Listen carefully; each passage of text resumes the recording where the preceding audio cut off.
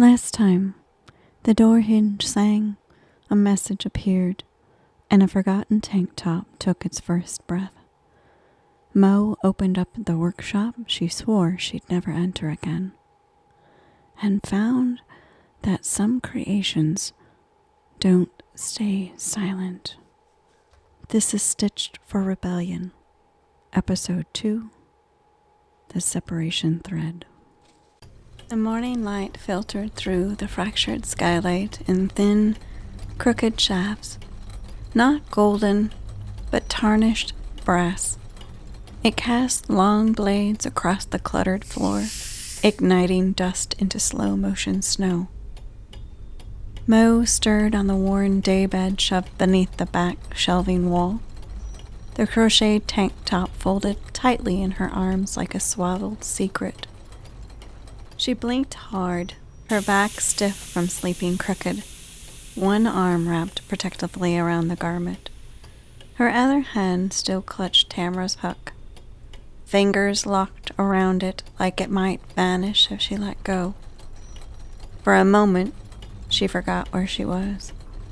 Then she saw Thimble. The thread fox sat at the edge of the work table, utterly still. His ears were angled backward, his marbled eyes narrowed. Not at her, but at the tank top resting on her chest, watching it like prey. Mo sat up slowly. The tank top hadn't moved, but it was different. One of the motifs near the hem, the glasses, she thought, had rotated slightly, not unraveled, not distorted, but turned, as if it had adjusted its view in the night. She ran a hand down the fabric. It was still warm, still unnaturally soft, still rumming, though subtly now, like a dream trying not to wake. No voice greeted her. Woven was silent. "Changed your mind?" she whispered in the morning light. No response. Thimble let out a cautious chirp, but didn't move from his perch. Mo rose, bones stiff, and laid the tank top carefully across the mannequin again. It sank into place like it had always belonged there, like it remembered. She exhaled. Her hands were shaking. She hadn't realized how hard she'd gripped the hook in her sleep until she looked down and saw the faint red grooves in her palm. She needed tea, or stronger distraction, but her eyes drifted back to the tank top, and more specifically, to the motif at the center of the chest. Two figures, faceless, standing apart, one taller, one shorter. The silhouette motif. The space between them was still open, the stitches incomplete, as if Tamara had been interrupted mid-thought, or mid-filling.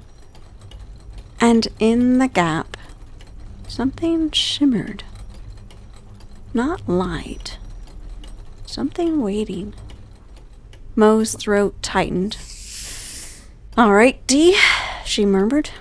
"Let's pull the first thread." The tank top rested calmly on the mannequin now, as if nothing strange had happened the night before. But Mo had seen the shift. She'd felt the pulse. And this motif, the silhouette, was clearly the beginning. Of what? She wasn't sure. The two figures were simple. A tall, slim silhouette on the left, a smaller one on the right, hands at its sides.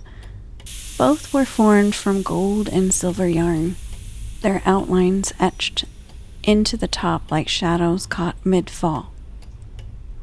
But between them, A gap remained. 5 stitches, maybe 6. Just wide enough to suggest something missing, an absence with meaning. Mo stood in front of it now. Tamara's hook rested in her fingers. She didn't start immediately. Instead, she examined the edges of the motif, her eyes scanning the stitches, the tension, the color fades.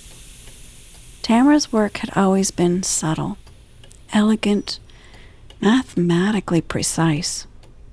But here, she'd allowed space, intentional imperfection, a pause.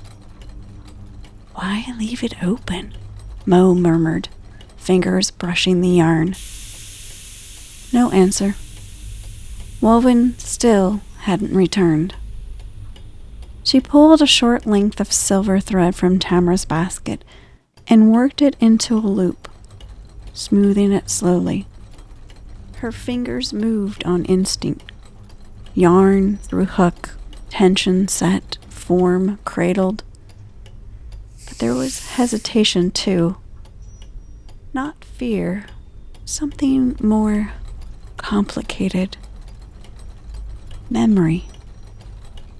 Her last conversation with Tamara hadn't ended in screaming or slamming doors. It had ended in distance. A single sharp comment, followed by distance. And then Tamara had disappeared. She looked again at the gap between the figures. Not a void, a mirror. She sat down on the stool, pulled the tank top into her lap, and threaded the hook through the first empty stitch. It resisted. Not physically. The yarn gave way, but something in the air grew tight, like a room holding its breath. Mo's hand slowed. Another stitch. The room darkened subtly. The light overhead dimming, colors dulling around her. The warmth of the garment began to shift. She looked down and saw her fingers fading into shadows. The hook moved on its own, pulled into the next stitch. Mo's breath caught in her throat. The last stitch slipped through, silver looping into place with a soft click. And then the world tipped. The last silver loop slid into place with a sound like breath being drawn. Then stillness. No wind, no hum, no voice. Just silence. Mo frowned. The tank top sat limp in her lap again, as if nothing had happened, as if she hadn't just stitched something vital back into place. She glanced down. The silhouette motif now shimmered faintly. Not glowing, exactly, but sheening. The two faceless figures looked close together, though neither had moved. She reached for the hook again, and the room tilted. Not the workshop. The world. The walls didn't melt. They peeled, folding inward like curtains drawn by invisible hands. The skylight vanished. The table, the mannequin, even Thimble's little hiss cut off mid-sound. She blinked and opened her eyes into her old apartment. It was late, evening maybe. The lights were warm, the smell of citrus soap and burnt toast floating in from the kitchen. Her rug was crooked. Her favorite mug sat by the sink. The air hummed faintly with the sound of Tamara's voice. Mo turned slowly. Tamara stood by the window, her back to her, staring out at the blinking city. She wore that ridiculous, oversized blazer she used to love, navy blue with brass buttons and frayed sleeves. And her hair was tied up in a loose knot that looked like it had been stabbed with pencils. The room was exactly as Mo remembered it, except for one thing. Mo was still sitting on the couch. Not the Mo who'd just arrived, not this version. The one with the hook clenched in her hand and a half-finished tank top back in the workshop. But a younger Mo.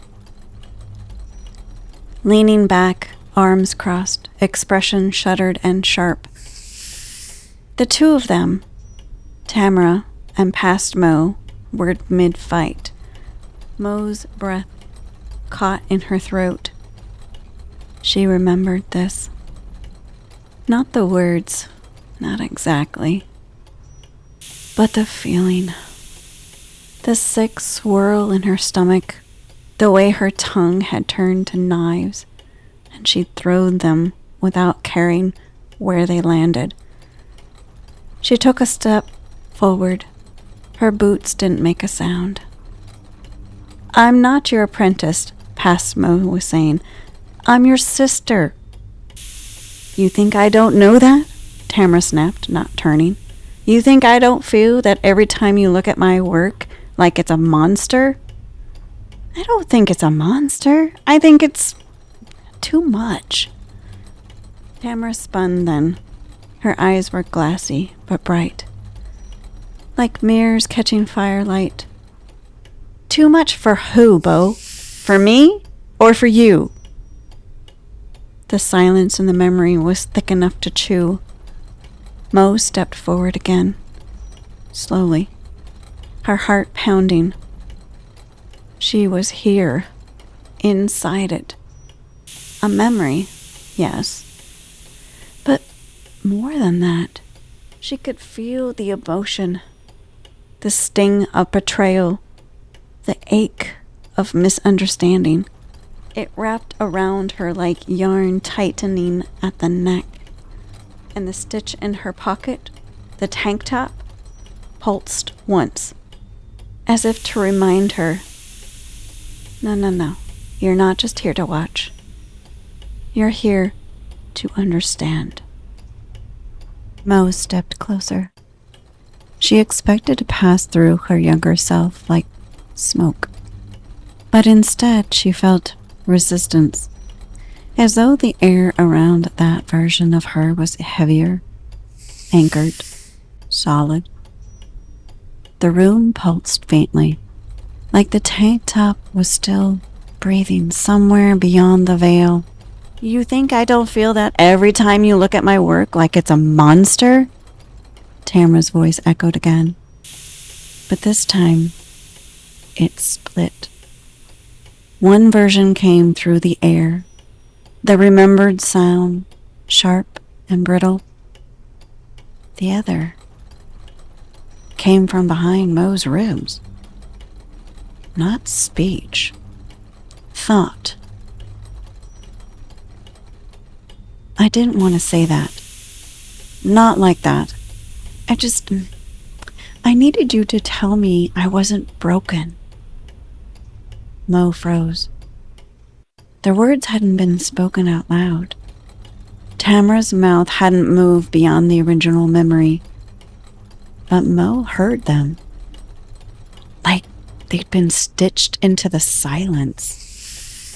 She turned slowly, watching her sister move across the room, fingers dragging across the cluttered bookshelf, nervously, angrily.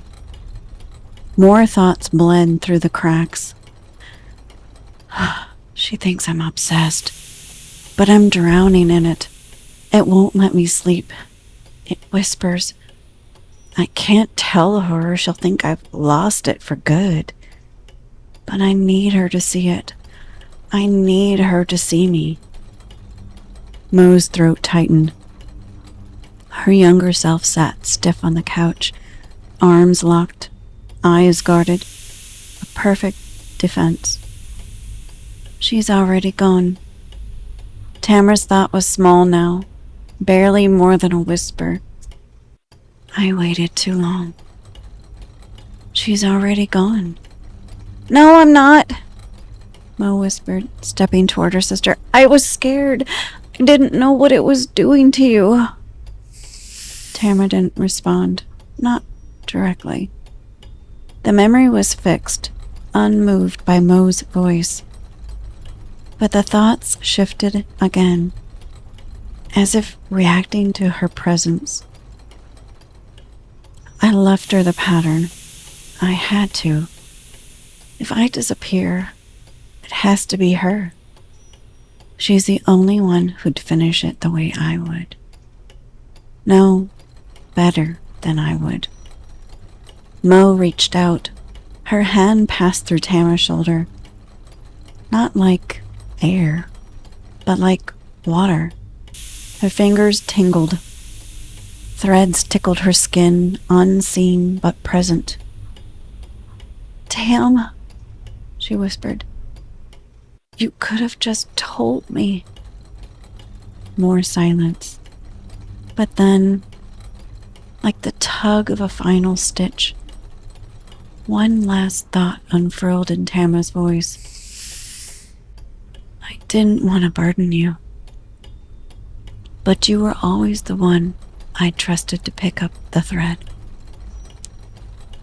Mo stood between the versions of herself and Tamara, caught in the quiet wreckage of what had been said and what hadn't. She remembered how this ended. Tamara would leave in 5 minutes.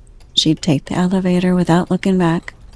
Mo would sit on the couch another hour, arms crossed so tightly her fingers would bruise. Neither of them would call. Not that night. Not the next. And then Tamara would vanish. But she was here now, and this wasn't just memory. It was opportunity. She turned to her younger self.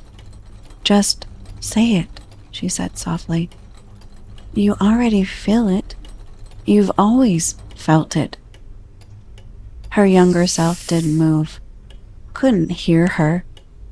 But Mo took one slow breath and knelt beside the couch. She reached out and laid her hand, transparent, shimmering, over her past self's heart. And then she said it. Not to the room, to the memory, to the thread that connected them. I was scared of losing you. That's why I pushed you away. That's all it ever was. The room went still. Tamara, standing by the bookshelf, didn't turn, but her shoulders dropped, just slightly. The tension leaked from them like steam. You are never going to lose me, her thought replied, trembling. Unless you stopped looking. The words hit Mo like heat, like truth. The walls of the apartment shimmered, not breaking, not dissolving, but unweaving. The light turned pale gold, warm. Melt felt the weight of the tank top again, not in her hands, but in her chest. The motif on the garment, the two silhouettes, began to glow. A fine silver thread stitched itself silently between the figures, closing the space that had once held silence. Connection. A bond. Tamara still hadn't moved. So Mo walked up behind her one last time and whispered, I see you. Tamara turned, and just before everything went white, she smiled. The light receded like breath cooling on glass. Mo gasped. She was back in the workshop, her stool cold beneath her, the tank top heavy in her lap. Her hands trembled, still curled around the hook. She looked down. The silhouette motif no longer shimmered with hesitation. It was finished now. 2 golden figures connected by a fine silver line, barely visible unless the light hit it just right. The space between them was gone. It had become one continuous form. The tank top felt denser, not in weight exactly, in presence, like the fabric now carried something extra, something earned. Woven's voice returned, faint, threadbare. "One stitch found, the pattern remembers." Mo didn't reply. She pressed her palm against the motif, feeling the residual warmth, like touch after a held hand. Her heart still thudded with the emotions she just walked through. Regret, relief, the echo of Tamara's smile. She heard a soft scritch. Thimble, returning from under the work table, nose twitching, he crept close, sat on her boot, and looked up at her with the kind of gaze that asked, "You okay?" She gave a soft, broken laugh. "Not even a little," she said, voice hoarse. But she was smiling. Then her eyes lifted to the rest of the tank top. 8 more motifs shimmered faintly now, waiting. She exhaled and began to count the stitches. Next time, the past looks back. A single motif reveals what's been hiding in plain sight. And the reflection might not belong to Mo at all.